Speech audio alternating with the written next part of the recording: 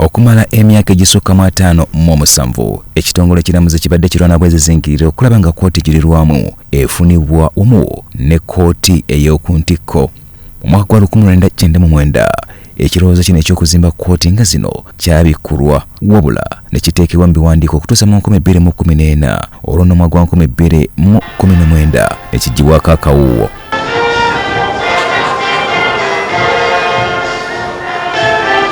Nga wayise emyaka 5 olwaleero ebizimbe bino bitongozeddwa ku mbalirira y'ensimbi obuwumbi 110 okusinziira nate ku muwandiisi w'enkalakkalira ow'ekitongole kiramuzi Pius Bigirimana bw'annyonnyola.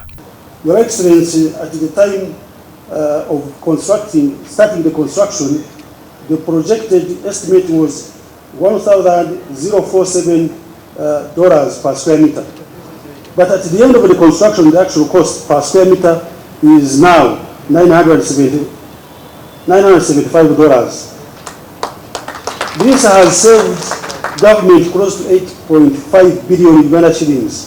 President w'eggwanga lya Uganda General Yoweri Museveni yatongoza ekizimbe kino ku kitebe ky'ekitongole kiramuzi mu Kampala nga kwetabiddwako abakungu okuva mu bitongole ebyenjawulo Sakate ne Essiga Eddamuzi, ababaka ba Paalamenti, Essiga Effuzi n'abalala.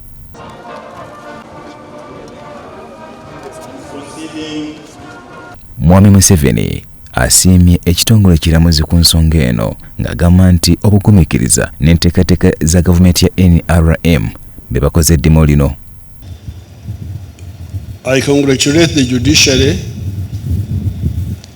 and the government of Uganda for funding and putting up these 2 towers here. Now, this proves what the NRM told you from the very beginning. We told you that there's nothing you cannot do, but we need to plan and prioritize. This is really what we advise Ugandans. Mwami Museveni akubiriza bannayuganda okusosobozanga ensonga ezongera omutindo ku bulungi bw'eggwanga. We need to have convergent thinking of what do we do. Of course, we have been talking about it, but we need to talk about it more. So when we came in, we aimed at a number of phases. Phase 1 was what we called minimum recovery.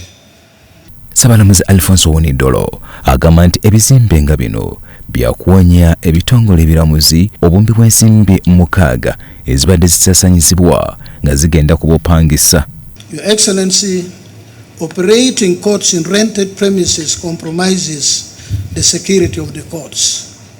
Second, the courts would operate in premises designed as business arcades or residential apartments with unsuitable facilities, often shared with bars, banks, restaurants, and other businesses not compatible with court work.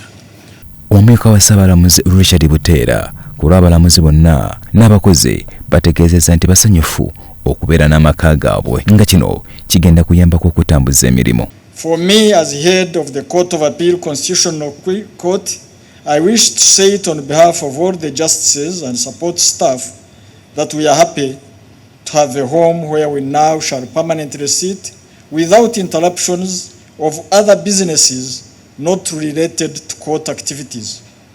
Omukolo guno gwetabiddwako abantu ab'enjawulo nga n'abamu basimiddwa ne baweebwa n'ebirabo okuli abalamuzi abatali bamu omuli Benjamin Odoj, Bati Katurebe, omuwandiisi ow'enkalakkalira mu kitongole ekiramuzi Pius Bigirimana, Ssaabalamuzi Owonidolo, Engineer Abel, Sakate n'abalala.